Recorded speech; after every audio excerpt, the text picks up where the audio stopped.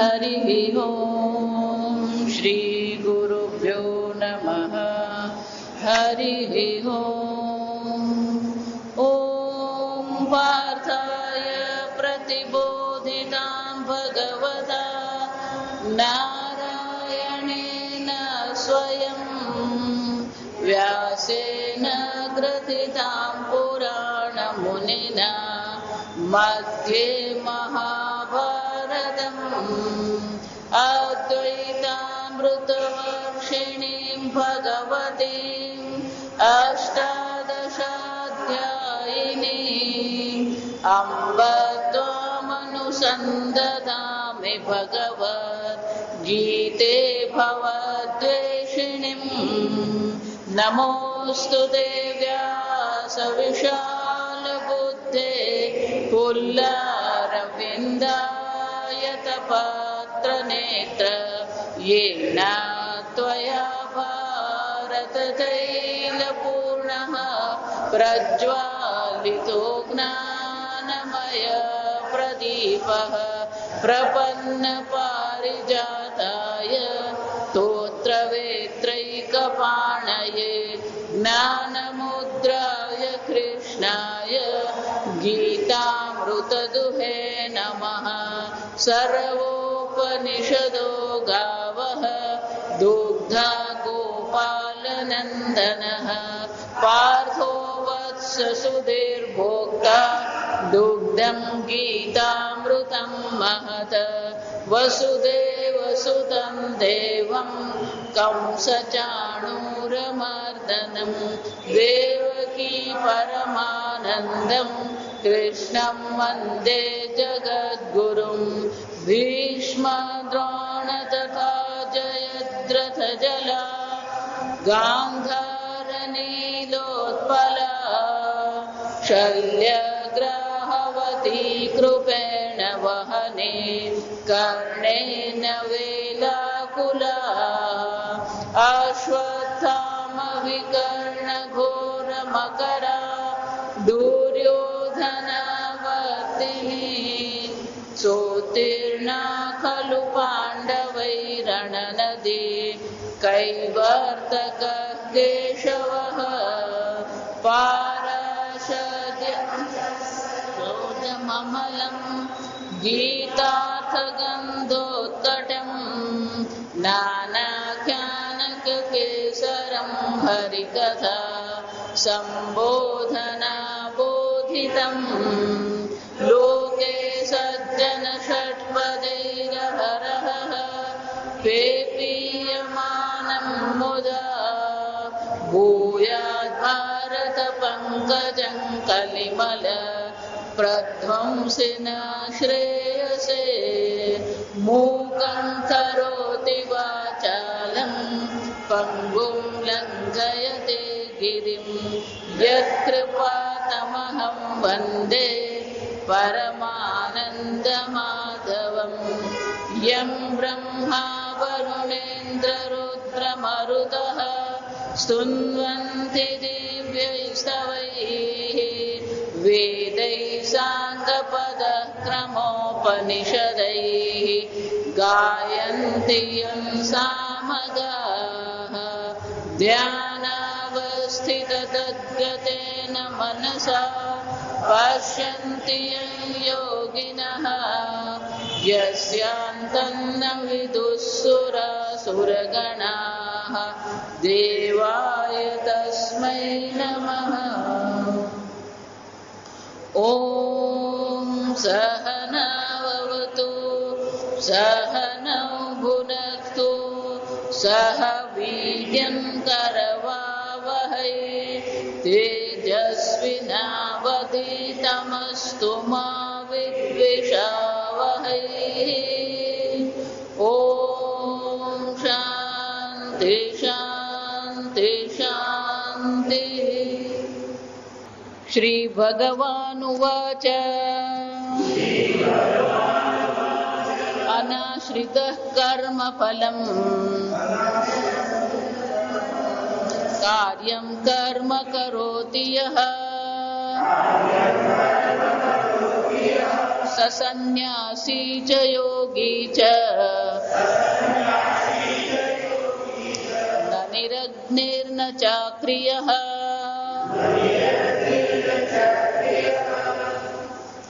આદિ શંકરાચાર્યજી ભગવદ્ ગીતાની વિશેષતા પ્રગટ કરે છે.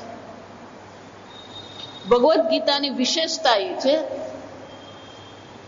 કે કર્મનો ત્યાગ તમને મોક્ષ નહીં આપે. જા સમજ. વારંવાર એટલે કહું, લોકો એવું માને છે કે હું આશ્રમમાં જઈને કામ કરું તો એ સેવા કહેવાય, અને ઘરે આપણે કર્મ કરીએ એને શું માનીએ? જા વિચાર. ગીતા આપણને વિશેષ દ્રષ્ટિ આપે છે. કર્મ ફક્ત જો આપણે સંસાર માટે કરી રહ્યા છે તો એ બંધનકારક છે, પણ રોજ બરોજના જે નિત્ય કર્મ જે છે એ કર્મ પણ શું કરીએ? બ્રહ્મણ્યાધાય કર્માણિ સંગમ ત્યક્ત્વા કરોતિ યઃ. એ જ કર્મ આપણે શું કરીએ? ભગવાનને અર્પણ કરીએ.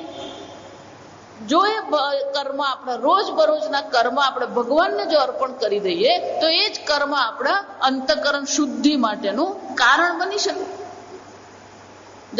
એનો અર્થ શું થયો? કોઈ વિશેષ કર્મથી તમારું અંતઃકરણ શુદ્ધ થાય એવું જરૂરી નથી. જો એટલા માટે મહાભારતમાં કથા છે, કસાઈની કથા છે. એક તપસ્વી બ્રાહ્મણ અને વર્ષો સુધી જંગલમાં રહીને તપશ્ચર્યા કરી. તપશ્ચર્યા કર્યા પછી એને એક વિશેષ પ્રકારની શક્તિની પ્રાપ્તિ થઈ. અને કઈ શક્તિની પ્રાપ્તિ? એ વૃક્ષ નીચે બેઠા હતા, કાગડો ઉપર બેઠો હતો, કાગડાનો અઘાર એમના માથા પર પડ્યો અને એમને ક્રોધ આવ્યો. ક્રોધમાં એમણે કાગડા સામે જોયું, અને ક્રોધમાં જયારે કાગડા સામે જોયું તો કાગડો પડી ગયો. એટલે એમને ખબર પડી કે મારી પાસે શું છે? આ સિદ્ધિ મળી ગઈ. પછી જયારે એ બીજે દિવસે ગામમાં ભિક્ષા માંગવા ગયા, પેલા એક બેનને ત્યાં ગયા. બેન એના પતિની સેવા કરતા હતા. એટલે ભિક્ષામ દેહી ભગવતી. થોડી વાર લાગી એટલે આને આવ્યો ક્રોધ. કેમ? હવે શું છે? હું તો કોણ છે? સિદ્ધ પુરુષ છું. અહંકાર આવી ગયો. એટલે એનાથી રહેવાયું ને. જો આ મુશ્કેલી આ છે, કોઈ પણ સિદ્ધિ હોય, પછી પેલો નાનો બાળક હોય કે પેલો મોટો હોય, કઈક સિદ્ધિ મળે એટલે એને પ્રગટ કર્યા વગર આપણે રહી શકીએ જ નહીં. પેલો છોકરો સ્કૂલમાંથી આવે, મમ્મી આજે મને પહેલો નંબર મળ્યો, એમ એને સિદ્ધિ મળી, પણ સિદ્ધિ લોકોને ખબર પડવી જોઈએ. એટલે એનાથી રહેવાયું નહીં. એટલે શું કીધું? તું જાણે છે હું કોણ છું? ત્યારે પેલી સ્ત્રી અંદરથી શું કીધું? હું કાગડો નથી કે તમારા ક્રોધથી બળી જાઉં. એટલે આ નવાઈ લાગી કે આ બેનને ક્યાંથી ખબર પડે? તો ગઈકાલે બન્યું, ટીવી તો છે ને, પેપર તો છે ને, ટેલિફોન નથી, મોબાઈલ નથી. કે બેન તને કેમ ખબર પડી? તો ગામમાં કસાઈ છે એને જઈને પૂછી આવો. આવા બ્રાહ્મણ એ કસાઈને ઘરે જાય નહીં. પેલું મનમાં કુતૂહલતા કે આ બેનને ખબર કેમ પડી? પછી કદાચ કસાઈ ગામમાં જંગલમાં આવ્યો હોય ને એને જોયું હોય ને એને બેનને વાત કરી હોય. આપણે આપણી બુદ્ધિ જે છે ને, આ છઠ્ઠા અધ્યાયમાં બધી ચર્ચા આવશે. આપણું મન જે છે એક વિશેષ એની એક પદ્ધતિ, એસોસિએશન એને અંગ્રેજીમાં, એ ક્યાંક ને ક્યાંક પેલું જોડકડું કરી જ લે. એટલે ગયો કસાઈ, ભિક્ષા તો બાજુ જ રહી ગઈ. આ સમજવું. કસાઈ ત્યાં પહોંચ્યો તો કસાઈ એનું કામ કરે, ચામડા શું કરે? સાફ કરે. એટલે પેલો ઉભો રહ્યો, એટલે કે હા આવો, પેલા બેને તમને મોકલાવ્યા. એ તને કેમ ખબર પડી? એનું શું છે? પોતાના કર્તવ્ય કર્મનું પાલન કરીએ તો આ સિદ્ધિ મળે. જો આ સમજ, જંગલમાં જઈને તપ કરો તો જ મળે એમ નથી. પણ એ જ સિદ્ધિ ન મેળવવી હોય અને અંતઃકરણ શુદ્ધિ માટે આપણે કર્મ કરીએ તો એ જ કર્મ આપણે શું કરી શકીએ? અંતઃકરણ શુદ્ધિ આપે આપણને આ વિચાર. અને એટલે શંકરાચાર્યજી બહુ સુંદર અહીંયા ચર્ચા કરે. ભગવદ્ ગીતા કહે છે તમે જ્યાં છો ત્યાં જ રહીને શું કરવાનું, તમારી ભાવના તમે બદલી નાખો. ઈશ્વરે મને આ પરિસ્થિતિ આપી, ઈશ્વરે મને આપ્યું છે, ઈશ્વર તરફથી મળ્યું છે, તો ઈશ્વર તરફથી જે મળે એને પ્રસાદ બુદ્ધિ કહેવામાં આવે. આમ જે આપણા જીવનમાં છે એમાં પ્રસાદ બુદ્ધિ આપણે કેળવીએ. બદલીને સુખી થવું એ ગીતાનો સિદ્ધાંત નથી. લોકો શું માને, ઘરમાં કરીએ વેઠ ઉતારી કહેવાય, અને આશ્રમમાં જઈને કરે એને શું કહેવાય, સેવા કહેવાય. નહીં, સ્વકર્મણા તમભ્યર્ચ સિદ્ધિમ વિંદતિ માનવ. ઘરનું કામ કરીએ, સેવા પણ કરીએ, પૂજા પાઠ પણ કરીએ, બધું જ છે. આ સમજો. એટલે શંકરાચાર્યજી આ લાંબુ ભાષ્ય એટલા માટે લખે છે કે આ કર્મ પ્રત્યેની આપણી ભાવના બદલાવી જોઈએ. એટલે પેલો જે પૂર્વ પક્ષી છે એ શું કે છે કે ના ના, જો આ તમે ભગવાનને આપી દીધું તો તને ફળ ક્યાંથી મળે? તો ગઈકાલે આપણે કીધું એમ અધિકતર ફલમ. ખરેખર જો આપણે અર્પણ કરીએ તો ફળ શું થવાનું? અનેક ઘણું ફળ મળવાનું જ છે. એટલે પેલો કે નહીં નહીં, એટલે પેલો પૂર્વ પક્ષી કે છે મોક્ષાય એવ ઇતિ ચેત સ્વકર્મણામ કૃતાનામ ઈશ્વર ન્યાસઃ મોક્ષાય એવ. કે ઈશ્વરને હું અર્પણ કરું, અને એ ઈશ્વરને જે મેં અર્પણ કર્યું એ શાના માટે છે? મોક્ષાય એવ, મોક્ષ માટે જ છે. ત્યાં સમજો. પણ જો પેલો યોગ ભ્રષ્ટ છે, યોગાદ વિભ્રષ્ટ ઇતિ અતઃ તમ પ્રતિ નાશ આશંકા યુક્ત એવ ઇતિ. તો કે જો પેલો યોગ ભ્રષ્ટ છે, એનું શરીર છૂટી ગયું છે, તો પછી શું થશે? એને આ જે પણ કઈ કર્મ કર્યા છે, જો એને મોક્ષની પ્રાપ્તિ થઈ નથી, એ યોગ ભ્રષ્ટ છે, તો એને બધા કર્મ શું થવા જોઈએ? નાશ આશંકા. એ બધા કર્મ એને નાશ પામશે. વિચાર, આ બહુ એક મોટો પ્રશ્ન છે. જો હું કર્મ કરું પણ કોઈ વિશેષ કર્મફળ માટે નહીં કરું, તો પછી એ કર્મફળ ઉત્પન્ન નહીં કરે. જો કર્મફળ ઉત્પન્ન નથી કરતું અને મને મોક્ષ મળ્યો નથી, તો પછી મારા જે કર્મ છે બધા શું થઈ જવા જોઈએ? નાશ પામે. એટલે આપણી દેશી ભાષામાં કહ્યું નક્કામાં જાય. એને શું કહેવાય? નક્કામાં જાય. શંકરાચાર્યજી કહે છે ના. કેમ? ભલે એના કર્મ છે, ગઈકાલે આપણે ચર્ચા કરીએ કે કોઈ પણ નેહા વિક્રમના શોસ્તી પ્રત્યવાયો ને વિદ્યતે. એક વાર મોક્ષ માટે આપણે કર્મ કરવાનું શરૂ કર્યું, એ કર્મનો ક્યારેય નાશ થતો જ નથી. અહીંયા ભગવાન અહીંયા પણ કહેશે, અને બીજા અધ્યાયમાં ભગવાન કહી ગયા કે એક વાર મોક્ષ માટે તમે કર્મનો આરંભ કરી દીધો, તો એ કર્મ ભલે તમને આ જન્મમાં મોક્ષ નહીં આપે, પણ એ કર્મ આવતા જન્મમાં શું કરશે? ઉપયોગી થવાના જ છે. વ્યર્થ નાશ થવાનો જ નથી. એટલે શંકરાચાર્યજી કહે છે એકાકી યત ચિત્તાત્મા નિરાશી અપરિગ્રહ બ્રહ્મચારી વ્રતે સિદ્ધિ કર્મ સંન્યાસ વિધાનાથ. શંકરાચાર્યજી કહે છે આ પ્રકારથી એ જ્યારે બ્રહ્મચારી વ્રતમાં સ્થિત છે, એકાકી જીવન જીવી રહ્યો છે, નિરાશી અપરિગ્રહ, કે આ પ્રકારે સંન્યાસી જીવન જીવી રહ્યો છે. ભલે ધારો કે પણ એને મોક્ષ ન મળ્યો, પણ એના કોઈ કર્મ વ્યર્થ જતા નથી. ન ચ અત્ર ધ્યાન કાલે સ્ત્રી સહાયત્વ આશંકાએન એકાકીત્વમ વિધીયતે ન ચ ગૃહસ્થસ્ય નિરાશી ઇત્યાદિ વચનમ અનુકૂલમ ઉભય ભ્રષ્ટ પ્રસન્નાનુપપત્તે. એ શંકરાચાર્ય બહુ સરસ ચર્ચા કરે. સમજો એકાકી, એકાકીનો અર્થ શું થયો? એની સાથે એની પત્ની નથી. જો સ્ત્રી સહાયનો અર્થ શું થયો? કે એકલો જ રહે છે. જો એ એકલો રહે છે એનો અર્થ શું થયો? સ્ત્રી સહાયત્વ આશંકા એને એકાકીત્વમ ન વિધીયતે. તો કે આ શંકા કરવાની જરૂર નથી. કેમ? ન ચ ગૃહસ્થસ્ય નિરાશી અપરિગ્રહ ઇત્યાદિ વચનમ અનુકૂલમ. જો આગળ મેં કહ્યું ને, શંકરાચાર્યજીના મનમાં એક વસ્તુ બહુ સ્પષ્ટ છે કે મોક્ષ પ્રાપ્ત કરવો હોય, બ્રહ્મ જ્ઞાન પ્રાપ્ત કરવું હોય, તો સંન્યાસ એ જરૂરી વસ્તુ છે. આ સમજ. આપણે એમ માનતા હોય કે હું મારા ઘરમાં રહું, ભજીયા પાત્રા ખાતો રહું, અને પછી મને શું થાય? બ્રહ્મ જ્ઞાનની પ્રાપ્તિ થાય. આ સમજ. એકાકી, અહીંયા જ ગીતામાં ભગવાન કહે એકાકી, એનો શું થયો? અન્ય વ્યક્તિ નથી, જીવન સાથી સાથે નથી. એટલું જ નહીં, અપરિગ્રહ. પેલો ગ્રહસ્થ હોય તો એને પરિગ્રહ કરવો પડે, પણ સંન્યાસી એનું શું છે?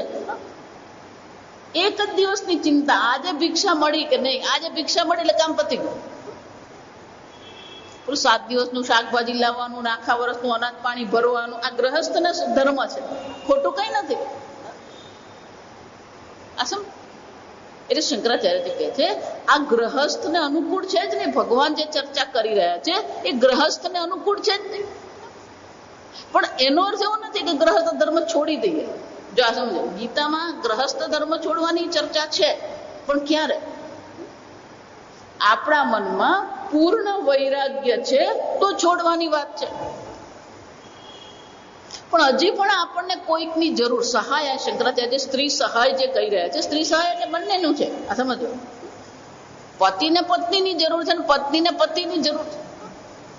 ક્યારેક લોકો વાતો કરે ખરા, ના રે મને કોઈની જરૂર જ નથી. એ જરૂર નથી એમ નહીં, પેલો એકલો રહે ને પછી જ ખબર પડે. અને પેલીને એમ લાગે કે એ હોય તો અમને શું ફરક પડે. બોલવું બહુ સહેલું છે, પણ જયારે કરીએ ને ત્યારે ખબર પડે. કેમ કે અમુક બાબતમાં સાથે રહેવાની આપણને આદત પડી ગઈ હોય ને, એટલે અમુક બાબત આપણે શું હોય, નિશ્ચિંત હોઈએ. જો આ સમજો, એટલે હું કહું ને કે પેલો પતિ એટલે ફાઇનાન્સ મિનિસ્ટર છે અને પેલી પત્ની એટલે હોમ મિનિસ્ટર છે. આ સમજ, એટલે એ બંને જણા પોતપોતાની રીતે સંભાળી લેતા હોય, એટલે ક્યારેક આપણને એમ થાય કે એમના વગર ચાલે. હવે એટલે શંકરાચાર્યજી કહે છે કે સહાયની જરૂર છે, અને જ્યાં સુધી આપણને અન્યની સહાયની જરૂર છે તો એ સહાયની જરૂર હોય તો ગ્રહસ્થાશ્રમમાં રહેવું જ આપણા માટે જરૂરી છે, આવશ્યક છે. અને એટલે શંકરાચાર્યજી કહે છે કે છેવટે તો આપણે જે કરવાનું છે એ શું છે? કર્તવ્ય કર્મનો પણ ક્યારેક તો અંત લાવવાનો જ છે. પણ આપણે તો મુશ્કેલી એવી છે કે કર્તવ્ય કર્મનો અંત આવે ને તો આપણે દુઃખી થઈએ. એટલે નરસિંહ મહેતા બહુ સરસ કહે, ભલું થયું ભાંગી જંજાળ, સુખે ભજીશું શ્રી ગોપાળ. પણ આપણે બધું છે ને આયોજન કરી, દીકરીને ઘેર જવા દે, તાજીમાં, આપણે બધું એવા આયોજન, ભવિષ્યકાળના આયોજન કરી જ મૂકેલા હોય આપણે. એટલે બીજી પરિસ્થિતિ આવે તરત મનમાં શું આવે? ના રે ના, મેં નક્કી કરેલું હું જઈને રહીશ. ભગવાનનો આભાર માનવાનો કે આપણે જવાબદારીમાંથી છૂટ્યા ગઈ તો આપણે શું કરીએ? આપણે ભગવદ્ ગીતાનું અધ્યયન કરીએ, પૂજા કરીએ, જપ કરીએ, પાઠ કરીએ, પણ એ વિચાર મનમાં નહીં આવે. જ્યાં સમજો, એટલા માટે જ આ કર્મ જરૂરી છે. અનાશ્રિત કર્મ ફલમ, એટલે પેલો પૂર્વ પક્ષી કહે છે નહીં, અનાશ્રિત ઇતિ અનેન કર્મિણ એવ સંન્યાસિત્વમ યોગિત્વમ ચ ઉક્તમ. એટલે કે નહીં, તમે જે સંન્યાસીની વાત કરો ને એ સંન્યાસી નહીં. કેમ? ભગવાન અનાશ્રિત કાર્ય કર્મ કરોતી કે છે, એનો અર્થ શું થયો? એ ગ્રહસ્થ માટે જ છે. ભગવાન સંન્યાસીને કશું કહેતા નથી. કોને માટે છે? આ ગ્રહસ્થ માટેનો આદેશ છે. શંકરાચાર્યજી ઉત્તર જરા જુદી રીતે આપે છે. આપણે 5મા અધ્યાયમાં જોઈ જ ગયા કે જો તમે તૈયાર નથી અને જો સંન્યાસ ગ્રહણ કરી લીધો તો એ જ સંન્યાસ તમારા માટે શું થવાનું? દુઃખનું કારણ બનવાનું છે. એટલે ભગવાન જયારે એમ કે છે કે આ પ્રકારે કર્મયોગ જે છે એ કર્મયોગ આવશ્યક છે, કારણ કે આપણા અંતઃકરણને તૈયાર કરવાની જવાબદારી આપણી છે, કોઈ નહીં કરી શકે. અંતઃકરણનું નિર્માણ કરવું, અંતઃકરણની શુદ્ધિ કરવી એ જવાબદારી ભગવાને લેતા નથી. અહીંયા આવી જશે, આ બધું 6થા અધ્યાયમાં આવવાનું. ઉદ્ધરેદ આત્મનાત્માનમ નાત્માનમ અવસાદયેત, તારા આત્માનો ઉદ્ધાર કરવો એ તારી જવાબદારી છે. જો વિચાર, કેમ? આત્મૈવ આત્મનો બંધુ આત્મૈવ રિપુરાત્મન, કારણ કે તું જ તારો શત્રુ છે અને તું જ તારો કોણ છે? મિત્ર છે. આપણને બહાર શત્રુ દેખાય જ, ખરેખર બહાર શત્રુ છે જ નહીં. વેદાંતમાં આવીએ ને એટલે પહેલો આ નિર્ણય કરી લેવાનો કે અન્ય કોઈ મારા દુઃખનું કારણ નથી. જો આ નારે પણ સ્વામીજી રોજ હવાર પડે ખખડાવે તો એ દુઃખનું કારણ નથી. આ સમજ. અન્યને દુઃખનું કારણ માનવું એ મૂર્ખતા છે. એટલે જ ભગવાન અર્જુનને શું કહી ગયા? પંડિતા ન અનુશોચંતી. અર્જુન જે પંડિત છે ક્યારેય શોક કરતો નથી, તે શંકરાચાર્યજી ધીમે રહીને શું કહી દીધું? તમ શોચસી, તું શોક અર્જુન કરી રહ્યો છે એનો અર્થ શું થયો? ન પંડિત મૂર્ખ એ વતું. ભગવાન પેલો મૂર્ખ શબ્દ ને શંકરાચાર્ય ધીમે રહીને કહી દે, તું દુઃખી થઈ રહ્યો છે એનો અર્થ શું થયો? એ તારી મૂર્ખતા છે, અવિવેક છે. જા સમજ. દુઃખી થવું એ મૂર્ખતા છે. આ વિચાર. આ સંપૂર્ણ બીજો અધ્યાય આને માટે જ છે. આત્માની દ્રષ્ટિએ, અનાત્માની દ્રષ્ટિએ, સ્વધર્મ એટલે કે કર્તવ્યની દ્રષ્ટિએ પણ ભગવાન કહે છે શોક માટે કોઈ કારણ છે જ નહીં. દુઃખી થવું એ મૂર્ખતા છે. આ સમજ. પોતાને દુઃખી માનવું, અન્યને દુઃખનું કારણ માનવું, આ બધી શું કહેવાય? મૂર્ખતા છે. તમારું અંતઃકરણ, પૂજ્ય સ્વામીજી જરા જુદી રીતે કહે, until and unless you allow other person to make you unhappy, that person cannot make you unhappy. જ્યાં સુધી સામેવાળાને તમે તમને દુઃખી કરવાની પરમિશન આપો નહીં, મંજૂરી આપો નહીં, ત્યાં સુધી સામેવાળો તમને દુઃખી કરી શકે નહીં. આ વિચારો આ વાક્ય. આપણે જ સામેવાળાને શું કરીએ છીએ? દુઃખી થવા માટેની પરમિશન આપીએ, પછી પેલો દુઃખી કરી જાય. આ કોના જેવું? પેલું આપણું શરીર જ નબળું હોય તો પછી શું થાય? ગામડાની કહેવત છે, નબળી ગાયને બગાઈ વધારે.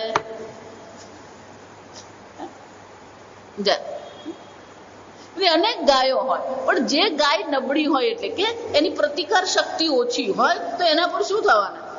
બગાઈ એટલે કે પેલું એનું લોહી ચૂસવાનું જંતુ. આપણા શરીરમાં એવી પ્રતિકાર શક્તિ ઓછી હોય તો પછી બહાર બધું જ થાય. પેલું સ્વાઇન ફ્લુ થાય, મલેરિયા થાય, બધું જ થઈ જાય.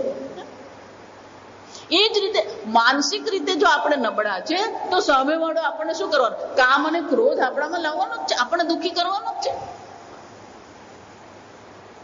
આપણે સામે કરીને સામેવાળાને શું કરીએ છીએ? મંજૂરી આપીએ છીએ આપણને દુઃખી કરવાનું. જો એટલે તમને કહું કે પેલું દોરડા જેવું છે આ ખાતું. તમે દોરડું ખેંચેલું હોય અને સામેવાળો ખેંચતો હોય તો ખેંચે, પણ તમે જો દોરડું ઢીલું મૂકી દો શું થાય? સામેવાળો ગમે એટલું દોરડું ખેંચે, પણ તમે ઢીલું મૂકી દીધું શું કરવાનું? એ સ્વામીજી એને માટે દ્રષ્ટાંત કે પેલું સ્ક્રૂ નું આપે. આ દ્રષ્ટાંત યાદ રાખવા જોઈએ. આ સ્ક્રૂ હોય ને એને ટાઈટ કરાય, આપણે સ્ક્રૂ ડ્રાઈવરથી એને ટાઈટ કરીએ. પણ ધારો કે એને પેલો આટા હોય, એક આંટો જો એનો તૂટી ગયો હોય તો શું થાય? તમે ગમે એટલો એને ટાઈટ કરવાનો પ્રયત્ન કરો, એ સ્ક્રૂ શું થવાનો? ફરતો રહે, એ ટાઈટ નહીં થાય. એટલે સ્વામીજી કે આપણે આટા વગરના સ્ક્રૂ બની જવા જેવું છે. પણ પેલો સામેવાળો ગમે એટલું ટાઈટ કરવાનો પ્રયત્ન કરે શું થાય? ટાઈટ થઈ જ નહીં. એટલે પેલો સામેવાળાને એમ થાય કે આ કહું છું તો આને કઈ અસર થતી નથી. એમ આપણે શું બનવાની જરૂર છે? પણ આટા વગરના સ્ક્રૂ બનવાની જરૂર છે. આ સમજો. સામેવાળા ગમે એટલું માથાકૂટ કરે ને આપણે શું હોય? પ્રસન્ન ચેત સહ. આ સમજો બરાબર. અન્ય દુઃખનું કારણ છે જ નહીં. શરીરે દુઃખનું કારણ નથી, અન્ય દુઃખનું કારણ નથી, તમારું કર્તવ્ય કર્મ પણ દુઃખનું કારણ નથી. સમજ. પ્રારબ્ધથી તમને જે પ્રાપ્ત થયું છે એ પ્રારબ્ધ ભોગવવાનું છે.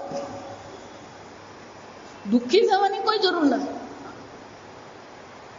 આપણે તો આ ભારત દેશમાં છે ને, મેં કહ્યું ને બધું જ છે, સારું છે ને ખરાબ છે. પેલાને દુઃખી થવું હોય ને તો આજુબાજુ કઈ નહીં મળે તો શું કે ખબર નહીં સ્વામીજી ગયા જન્મમાં હું કરેલું. ગયા જન્મમાં જે કરેલું એ છોડ ને તું. પણ તું અત્યારે શું કેમ દુઃખી થાય? નારે પણ આ મારે ભોગવવાનું આવ્યું. કોણ ભોગવે છે? આત્મા તો કોણ છે? અજો નિત્ય શાશ્વતો યમ પુરાણ હન્યતે હન્યમાને શરીરે. આત્માની દ્રષ્ટિએ અસંગતા છે. અને વ્યવહારિક દ્રષ્ટિએ વિચારીએ તો જે આવે એ શું થવાનું? બોર્ડ મારી જ મૂકવાનું, જે આવે તે જાય. દુઃખ આવ્યું એ શું થવાનું? જવાનું જ છે. અને સુખ આવ્યું તો પણ શું થવાનું? દુઃખેશુ અનુદ્વિગ્ન મનઃ સુખેશુ વિગત સ્પૃહ. એટલે મળે ભગવાન જ્ઞાની માટે શું કહે છે? દુઃખમાં ઉદ્વિગ્ન થતો નથી, અને સુખમાં પણ શું છે? એ હરખાઈ જતો નથી, બહુ ખુશ થઈ જતો નથી. કેમ? અનિત્ય છે. આ બધી પરિસ્થિતિ કેવી? અનિત્ય છે. અને એટલે કર્મ છે, ગૃહસ્થ માટે પણ કર્મ છે અને સંન્યાસી માટે પણ છે. પણ છેવટે સંન્યાસી માનસિક રીતે તો આપણે સંન્યાસી બનવાનું જ છે. ભલે ધારો કે બહારથી આપણે સંન્યાસી નહીં બનીએ, પણ 5મા અધ્યાયમાં જોઈ ગયા એ પ્રકારે મનથી તો શું કરવાનું? યો ન દ્વેષ્ટિ ન કાંક્ષતિ જ્ઞેયતુ નિત્ય સંન્યાસી. માનસિક રીતે તો આપણે સંન્યાસી બનવાની જરૂર છે જ. કોઈ પ્રત્યે રાગ દ્વેષ કરવાની જરૂર નથી. રાગ દ્વેષના પ્રભાવથી મુક્ત થવાનું છે. પણ એ રાગ દ્વેષના પ્રભાવથી મુક્ત થવું હોય તો ઉપાય તો કયો છે? અનાશ્રિત કર્મ ફલમ કાર્યમ કર્મ કરોતિ યહ. એટલે શંકરાચાર્યજી કહે છે ભલે આ ચર્ચા કરવામાં આવી હોય પણ છેવટે અનાશ્રિત કર્મ ફલમ જે કહેવામાં આવી રહ્યું છે એ શાના માટે છે? ન ધ્યાન યોગમ પ્રતિ બહિરંગસ્ય સતઃ કર્મણઃ ફલ આકાંક્ષા સંન્યાસ્તુતિ પરત્વાદ. શંકરાચાર્યજી કહે છે કે આ ધ્યાન યોગ જે છે એ ધ્યાન યોગમાં 2 પ્રકારના સાધનની જરૂર છે. એક બહિરંગ સાધન છે, એટલે બહારથી જે સાધન છે કયા છે? અનાશ્રિત કર્મ ફલમ. ધ્યાન યોગ માટે બહિરંગ સાધન તરીકે કોની ચર્ચા કરવામાં આવી? આ કર્મની ચર્ચા કરવામાં આવી. કર્મ જ તમને ધ્યાન યોગ માટે તૈયાર કરી શકે. અને એને માટે શાની જરૂર છે? ફલ આકાંક્ષા અસન્યાસ સ્તુતિ પરત્વાદ. અને એટલા માટે જે સંન્યાસી નથી પણ એને જો કર્મ ફળની આકાંક્ષાનો ત્યાગ કરી દીધો છે તો પછી શું છે? સસન્યાસી ચ યોગી ચ. ભગવાન સ્વયં જ પહેલા શ્લોકમાં કહેવાના છે જેણે કર્મ ફળની આકાંક્ષાનો ત્યાગ કરી દીધો છે એ જ સંન્યાસી છે, એ જ યોગી છે. બહારથી ગ્રહસ્થ જે છે એ બહારથી સંન્યાસી નથી, પણ આંતરિક રીતે તો એ કોણ છે? સંન્યાસી છે. જો વિચાર, સંન્યાસનો અર્થ થાય ત્યાગ કરવો, પણ એને પણ શું કરી દીધો છે? સકામ કર્મનો ત્યાગ કરી દીધો છે. એને બહારથી ફળની આકાંક્ષાનો પણ શું છે? ત્યાગ કરી દીધો છે. આ કર્મ કરું અને આ વિશેષ કર્મ ફળ મળે એવી કોઈ પણ પ્રકારની શું છે? એ નિશ્ચય કે એવી કોઈ પણ પ્રકારની ઈચ્છા એ રાખતો જ નથી. જો એટલે દ્રષ્ટાંત તમને હંમેશા આપું છું કે બાળકને ઉછેરવું, એ જ્યારે બાળકને ખરેખર નાનું બાળક જ્યારે ઘરમાં હોય અને બાળકને આપણે જ્યારે ઉછેરતા હોઈએ ત્યારે શું મનમાં તમે એવું ફળ રાખેલું છે? આકાંક્ષા. જો વિચાર, મોટો થયા પછી એના પ્રત્યે આપણે અપેક્ષા રાખીએ, પણ જ્યારે બાળકને ઉછેરીએ છીએ ત્યારે કોઈ પ્રકારની અપેક્ષા છે આપણા મનમાં? બાળકને ઉછેરવું એ જ આનંદ છે. આ સમજો. એ બાળકને વિકાસ પામતા જોવું, એને ભણતા જોવું, એ જ આપણા માટે શું થાય છે? આનંદ છે. આમ કર્તવ્ય કર્મનું પાલન કરવું એ જ આપણા આનંદનો વિષય બની જાય છે. પછી એને કર્મફળની આકાંક્ષા ત્યાં નથી. આ વિચાર. અને એટલે શંકરાચાર્યજી કહે છે કે ભગવાન સ્વયં જ જ્યારે કહી રહ્યા છે કે જો અંદરથી તમે સંન્યાસી છો તો એ સંન્યાસ તમારા માટે શું બનવાનું? તમને ખૂબ સરસ રીતે અંતઃકરણનું નિર્માણ કરી આપશે. ન કેવલમ નિરગ્નિ અક્રિય એવ સંન્યાસી. આ સંન્યાસીનું એક લક્ષણ છે. નિરગ્નિ. નિરગ્નિ એટલે કે જ્યારે જો આ વૈદિક દ્રષ્ટિએ છે, વૈદિક સંસ્કૃતિમાં નિયમ છે કે બ્રહ્મચારી છે તો સંધ્યા વંદના એને કરવાની છે. ગ્રહસ્થ છે તો શું થશે? સંધ્યા વંદના પણ કરવાની છે, અગ્નિહોત્ર કર્મ કરવાના છે. એટલે પહેલાના જમાનામાં તો દરેકના ઘરમાં અગ્નિ રહેતો, હવન કુંડમાં શું થતો, અને અગ્નિ ક્યારેય હોલવાતો નહીં. જાણ એને અગ્નિહોત્રી કહેવામાં આવે. રોજ સવાર બપોર સાંજ શું થતી હોય? આહુતિ અપાતી જ હોય. અને એ નહીં રહે તો એનો દીકરો પણ શું કરવાનો? એ ચાલુ જ રાખે. પણ એટલે અગ્નિ પેઢી દર પેઢીથી અગ્નિ શું થતો હોય? આ વિચાર. આમ સંધ્યાવનના કર્મ છે, અગ્નિહોત્ર કર્મ છે. પછી એટલા આ જે અગ્નિ હોય ને, અગ્નિહોત્ર કર્મ જે કરીએ એ જે અગ્નિ હોય, આ સમજો, એ જ અગ્નિને પેલો માટલામાં લેવામાં આવે અને અંતિમ ક્રિયા માટે પણ કયો અગ્નિ લઈ જવામાં આવે? ખરેખર એ જ અગ્નિ લેવામાં. ખરેખર જે પેલું હવે તો શું થાય, આપણે જાતે કોલસા કરી દે પતાવી દઈએ જ આવે. પણ ખરેખર કયો અગ્નિ ત્યાં અગ્નિદાહમાં જવો જોઈએ? જે અગ્નિહોત્ર કર્મનો કુંડમાં જે અગ્નિ છે એ જ અગ્નિ શું કરવામાં આવે? પેલી નાની માટલીમાં લેવામાં આવે અને એ જ અગ્નિથી એને અંતિમ સંસ્કાર કરવામાં આવે. વિચાર. આમ એની સાથે અગ્નિ સતત છે. પણ જયારે સંન્યાસ ગ્રહણ કરવામાં આવે ત્યારે આ બધા કર્મોનો ત્યાગ કરવામાં આવે. એટલે અગ્નિનો પણ શું કરી દેવામાં આવે? ત્યાગ કરી દેવાનો.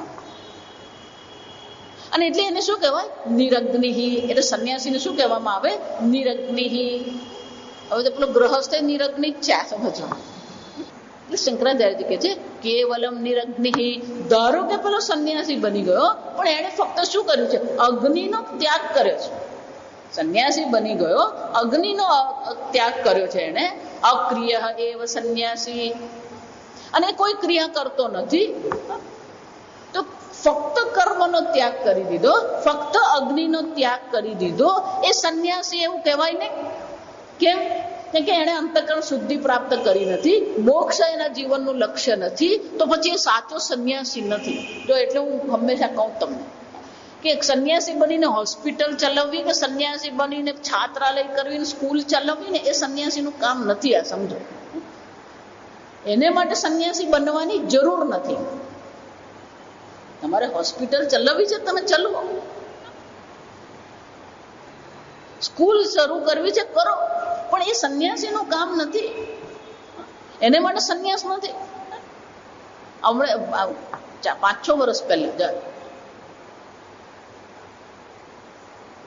એક દાદા છે, બિચારા અંગ્રેજી સરખું આવડતું નથી, પણ અમેરિકામાં કરોડપતિ બનીને આવેલા છે.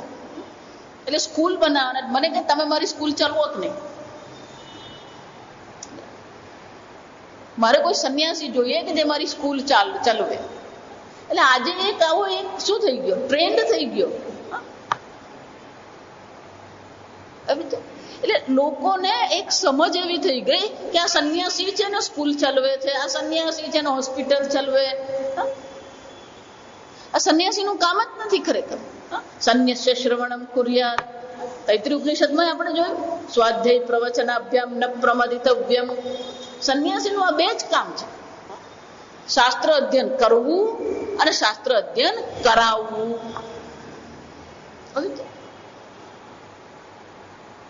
પણ હવે તો સંન્યાસી શું નહીં કરે એવું થઈ ગયું. આવી જાય પેલો સંન્યાસી. હવે તો પેલો સાધુ મહાત્મા બની પિક્ચરે બનાવે ને પિક્ચરનો હીરો બને. આવી જાય.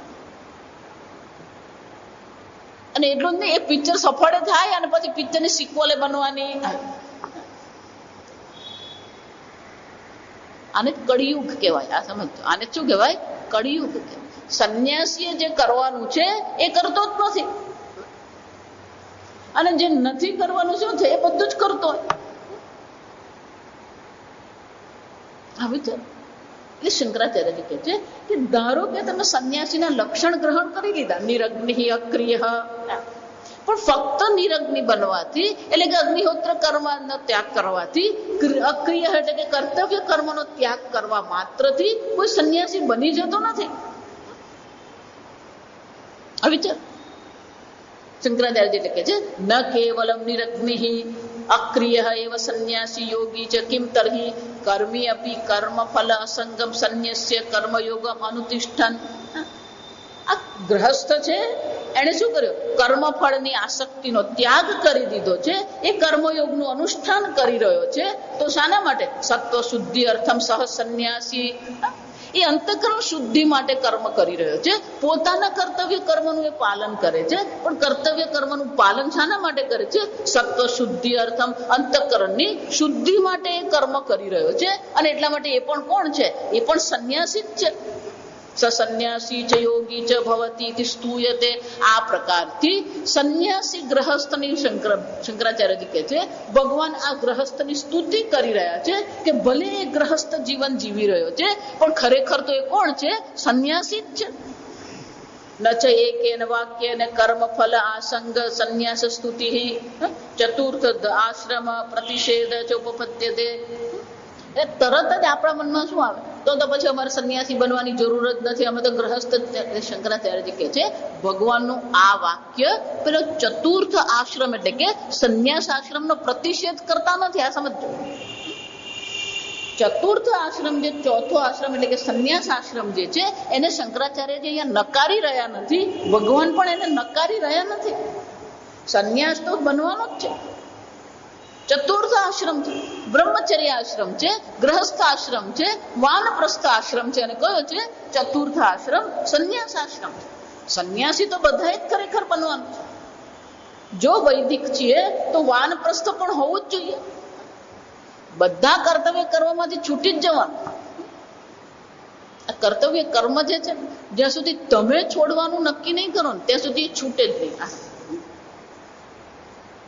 તમારે પોતે જ નિર્ણય કરવો પડે આ બધાથી હું છૂટી જાઉં. પણ ક્યારે થઈ શકે?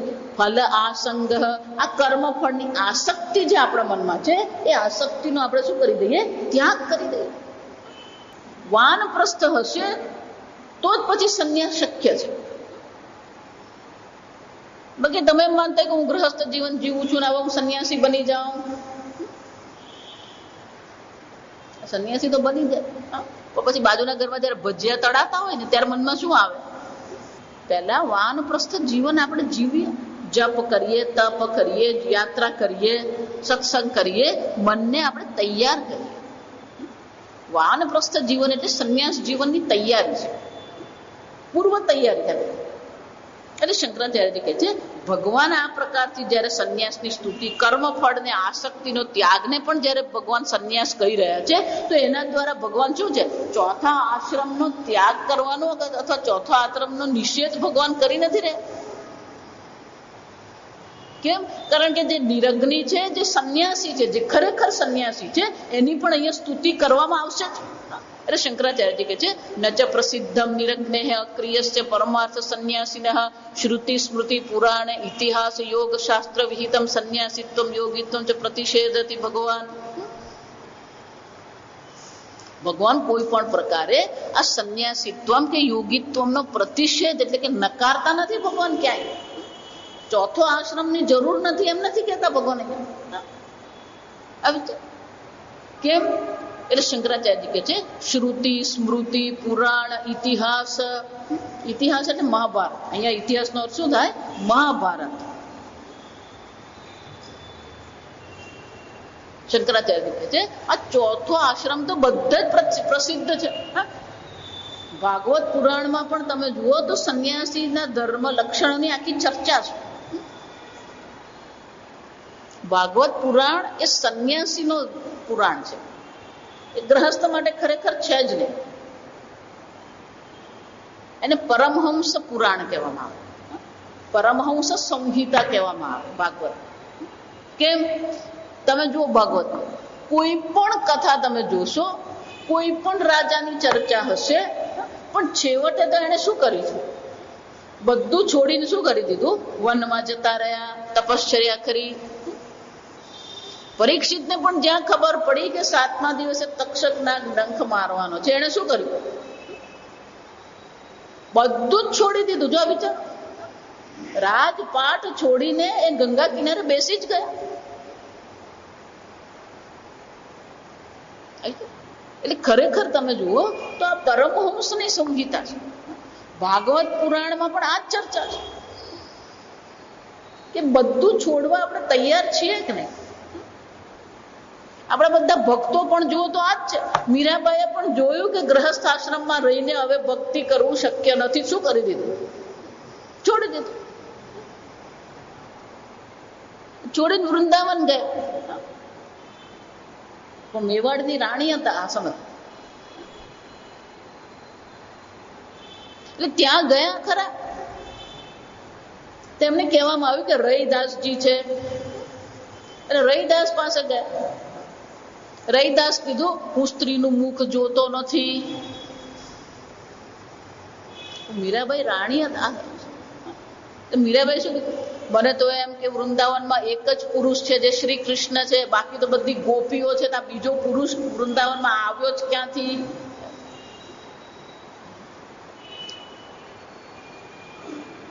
જે માયાને અધીન છે એ બધા પુરુષ પણ કોણ છે? સ્ત્રી જ છે. એટલે શંકરાચાર્યજી કહે છે કે ખરેખર તો તમે શ્રુતિ જુઓ કે સ્મૃતિ જુઓ. શ્રુતિનું આપણે દ્રષ્ટાંત લઈએ તો યાજ્ઞવલ્ક મુનિ પણ ગ્રહસ્થ હતા, 2 પત્નીઓ હતી, પણ જ્ઞાન નિષ્ઠા મેળવવા માટે એમણે પણ શું કર્યું? સંન્યાસ આશ્રમ ગ્રહણ કર્યો, છોડી દીધું. જો એટલે પ્રારબ્ધથી જે થઈ રહ્યું હોય ને એનો ક્યારેય વિરોધ નહીં કરવાનો. જે થઈ રહ્યું છે ને આપણા કલ્યાણ માટે જ. કારણ કે પ્રારબ્ધ કર્મનો નિર્ણય પણ કોણે કર્યો? તમે કર્યો. તમારું પ્રારબ્ધ તમે બનાવ્યું નહીં. પ્રારબ્ધ કર્મનો નિર્ણય કરનાર કોણ છે? ભગવાન છે. તો ભગવાન આપણા જીવનમાં જે કરી રહ્યો છે એ ક્યારેય આપણું કલ્યાણ ન કરે એવો વિચાર કરવાની જરૂર જ નથી. બીજું કે મનુષ્ય જન્મ છેવટે મોક્ષ માટે જ છે. જો મનુષ્ય જન્મ મોક્ષ માટે છે તો ભગવાને પણ શું કરી હશે? એ વ્યવસ્થા કરી જ રાખી. પણ એ વ્યવસ્થાનો ઉપયોગ કરવો કે નહીં કરવો કોના હાથમાં? આપણા હાથમાં છે. ઘોડાને આપણે તળાવ સુધી લઈ જઈએ પણ પાણી તો ઘોડાએ જાતે જ પીવું પડે. એમ ભગવાન આપણને અનુકૂળતા કરી આપે, પણ એ અનુકૂળતાને જો આપણે પ્રતિકૂળતા તરીકે જોઈશું તો પછી ભગવાન કંઈ કરી શકે નહીં. કોઈ પણ પરિસ્થિતિ હોય એ મોક્ષ માટે તો અનુકૂળ જ છે. કોઈ પણ પરિસ્થિતિ. એટલા માટે હું 3 ભક્તો કહું ને, તુકારામ કહીએ, નામદેવજી કહીએ અને નરસિંહ મહેતા કહીએ. 3 ના જીવનમાં પત્ની માટેની સમસ્યા હતી, પણ 3 જણાએ શું કર્યું? નરસિંહ મહેતાની પત્ની ગુજરી ગઈ, એને શું કહ્યું? ભલું થયું ભાંગી જંજાળ, સુખે પછી શ્રી ગોપાળ. નામદેવની પત્ની અનુકૂળ હતી તો એમણે શું કહ્યું? ભગવાન બહુ મોટી કૃપા કરી, અનુકૂળ પત્ની આપી. તુકારામની પત્ની કેવી હતી? કર્કશા હતી. એને ઝઘડા સિવાય કઈ દેખાય જ નહીં, અને આખો વખત પેલા તુકારામને ખખડાવી નાખે. તો તુકારામે શું કીધું? ભગવાન આ કર્કશા પત્ની આપી, બહુ સારું થયું, મારું મન ત્યાં જતું જ નથી. એનો અર્થ શું થયો? અનુકૂળ પત્ની હોય, પ્રતિકૂળ પત્ની હોય કે પત્ની ગુજરી ગઈ હોય, 3 ખરેખર ભક્ત જે છે એને માટે તો શું થઈ ગયું? અનુકૂળ જ થઈ ગયું. આ સમજ કે આ મનુષ્ય જીવન આપણે મોક્ષ માટે જ મળેલું છે. એટલે ભગવાન પ્રારબ્ધથી જે આપણને આપે છે એ આપણા માટે શું છે? અનુકૂળ જ હોય. મોક્ષ માટે તો અનુકૂળ જ છે. આ સમજ. પણ આપણને અનુકૂળ દેખાતું નથી. એ શું છે? એ આપણી ભાવનાની, આપણી દ્રષ્ટિની ખોટ છે. એટલે જ મેં કહ્યું કે જે આ સમજતો નથી એને જ મૂર્ખ કહેવાય. કોઈ પણ પરિસ્થિતિને ભક્તિ માટે, મોક્ષ માટે અનુકૂળ માનવી એને જ વિવેક કહેવામાં આવે. પણ એ દ્રષ્ટિ આપણે કેળવવી પડે. આ 6 તેમાં આવશે, આ બધું જ આવી જવાનું. અને એટલે શંકરાચાર્યજી કહે છે શ્રુતિમાં જોઈએ તો યાજ્ઞવલ્ક મુનિ છે, સ્મૃતિમાં જોઈએ તો અહીંયા જ છે ગીતામાં, સ્વકર્મણા તમભ્યર્ચ્ય સિદ્ધિમ વિંદતિ માનવઃ. પોતાના જ કર્તવ્ય કર્મનું પાલન કરીને એ મનુષ્ય સિદ્ધિ મેળવી શકે છે. અંતઃકરણ શુદ્ધિ એને પ્રાપ્ત થઈ શકે છે. નૈવ કુર્વન્ન કારયન પુરાણે ચ ઇતિહાસ યોગ શાસ્ત્ર વિહિતમ સંન્યાસીત્વમ. શંકરાચાર્યજી કહે છે આ સંન્યાસીનું વિધાન તો બધે જ જોવા મળે છે. એનો પ્રતિષેધ કરવાનો કોઈ સવાલ જ નથી. ધૃતરાષ્ટ્રને પણ એ જ થયું. યુદ્ધમાં હારી ગયા પછી જ્યારે પાંડવો મહેલમાં આવ્યા, યુધિષ્ઠિર રાજા બની ગયા. યુધિષ્ઠિર પોતાનું કર્તવ્ય કર્મ ચૂક્યા નહીં. રોજ સવારે ધૃતરાષ્ટ્રને જઈને બધા શું કરતા? પ્રણામ કરતા હતા, ખબર અંતર પૂછતા હતા. તમને કઈ જરૂર છે? વૃદ્ધ છે, 100 બાળકો ગુજરી ગયા છે, અને એટલા માટે શું છે, યુધિષ્ઠિરને 5 પાંડવોએ નક્કી કરેલું કે એમની કાળજી કરવી આપણી જવાબદારી છે. ભલે એમનો એક શબ્દ દુર્યોધનને અટકાવી શક્યો હોત, છતાં પણ કોઈ દોષારોપણ નહીં કર્યું, તમારે કારણે થયું. આપણે હોય ને તો બાપડાને જઈને એવો ખખડાવી આવે તો પેલો ખાવાનું બંધ કરી દે. પણ પાંડવોએ જઈને ધૃતરાષ્ટ્રને ખખડાવ્યા નથી, સેવા કરી છે. એટલે વિદુરજી જ્યારે પાછા આવ્યા ને એમણે જોયું કે આ યુધિષ્ઠિર ધૃતરાષ્ટ્ર હજી પણ ક્યાં છે? મહેલમાં ભોગમાં પડેલા છે. એટલે વિદુરજી કહે કે હું નાનો ભાઈ છું, તમે મોટા ભાઈ છો, પણ આજે તો હું મારું મોઢું બંધ નહીં રાખું. આ તમે શું કરી રહ્યા છો કે 100 પુત્ર ગુમાવ્યા પછી પણ હજી તમારી આ ભોગની ઈચ્છા જતી નથી? તો કે હું તો આંધળો છું, ગરડો થયો, હું શું કરું? ત્યારે વિદુરજી કે હું બેઠો છું, ચાલો હું તમને જંગલમાં લઈ જાઉં. પણ વિદુરજીએ પોતે ઉપદેશ નહીં કર્યો. એમણે એમને ગુરુજી સનતજીને બોલાવ્યા અને સનતજીને કહ્યું કે આ મારા મોટા ભાઈ છે, એમને આત્મજ્ઞાનનો ઉપદેશ કરો. એને સનત સુજાતીય કહેવામાં આવે. આમ મહાભારતમાં પણ ઇતિહાસમાં પણ જોઈએ તો સંન્યાસની ચર્ચા છે જ. એટલું જ નહીં, સ્વવચન વિરોધાત શંકરાચાર્યજી કહે છે એમના પોતાના વચનથી પણ વિરોધી થઈ જશે. જો સંન્યાસનો પ્રતિષેધ કરી રહ્યા હોય તો ભગવાનના પોતાના વાક્યો પણ ખોટા પુરવાર થવાના. કેમ? નૈવ કુર્વન્ન કાર્યન આસ્તે, 5મા અધ્યાયમાં જોઈ ગયા. નવદ્વારે પુરે દેહી નૈવ કુર્વન્ન કાર્યન, એ સંન્યાસી છે. મૌની સંતુષ્ટ યેન કેનચિત અનિકેત સ્થિરમતિ, આ 12મા અધ્યાયમાં પણ આવશે. અનિકેત સ્થિરમતિ, અનિકેત, નિકેત એટલે ઘર. અનિકેત નો અર્થ શું થયો? એનું કોઈ ઘર નથી, તો કે ભટકી રહ્યો છે. સ્થિરમતિ, આપણે તો ઘરમાં બેસી નહીં, અસ્થિરમતિ છે. જો પેલો તો ઘર વગરનો છે તોય કેવો છે? સ્થિરમતિ. નિસ્પૃહ વિહાય કામાન્ય સર્વાન પુમાંશ્ચરતિ નિસ્પૃહ.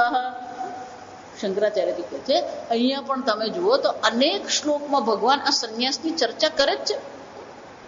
વિહાય કામાન્ય સર્વ, સ્થિત પ્રજ્ઞાના લક્ષણમાં ભગવાન કહે છે સર્વ પ્રકારની કામનાઓ, સર્વ પ્રકારના પરિગ્રહનો ત્યાગ કરીને શું કરે છે? ચરણ વિચરણ, એ વિચરણ કરી રહ્યો છે જગતમાં. પણ કઈ રીતે? નિર્મમઃ નિરહંકાર, ક્યાંય મમતા કરતો નથી, ક્યાંય અહંકાર કરતો નથી. શંકરાચાર્યજી કહે છે સર્વારંભ પરિત્યાગી. 12મા અધ્યાયમાં ફરીથી કહે છે કે આ સર્વ પ્રકારના આરંભનો પણ એણે ત્યાગ કરી દીધો છે. ઇતિ તત્ર ભગવતા સ્વવચનાની દર્શિતાની તૈહિ વિરુદ્ધ્યતે ચતુર્થ આશ્રમ પ્રતિષેધ. શંકરાચાર્યજી કહે છે જો ચતુર્થ આશ્રમનો પ્રતિષેધ જો કરવાનો હોય તો ભગવાનના પોતાના જ વચનનો વિરોધ થઈ જશે.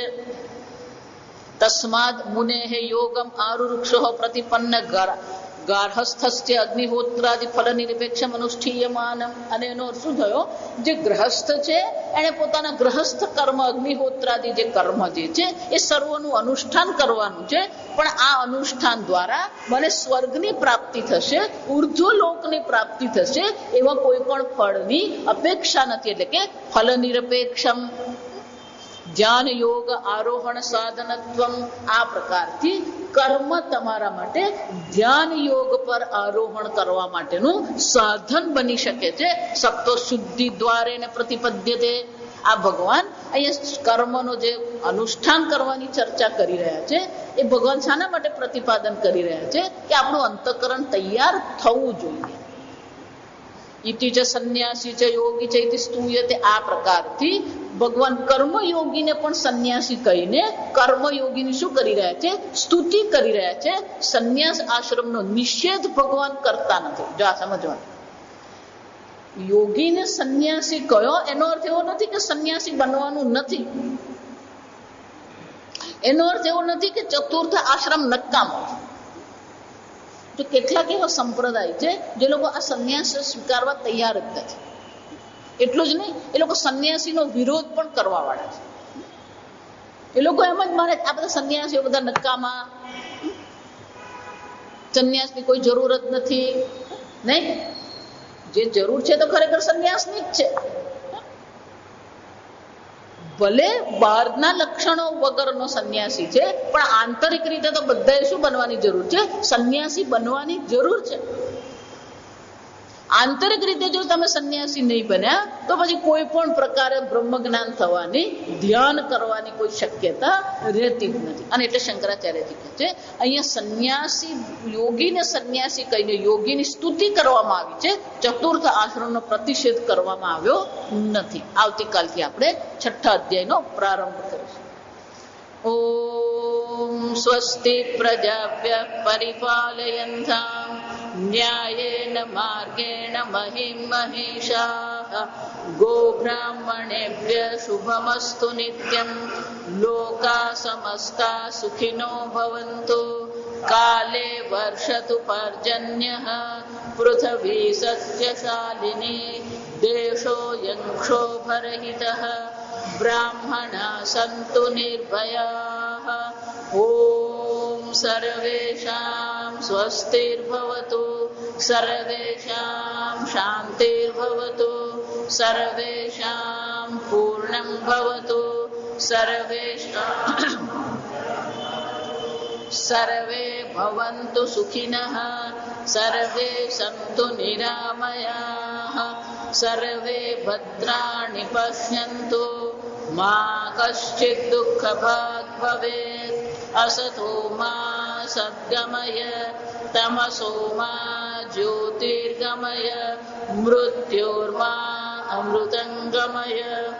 ઓમ પૂર્ણમદઃ પૂર્ણમિદં પૂર્ણાત પૂર્ણમુદચ્યતે પૂર્ણસ્ય પૂર્ણમાદાય પૂર્ણમેવાવશિષ્યતે.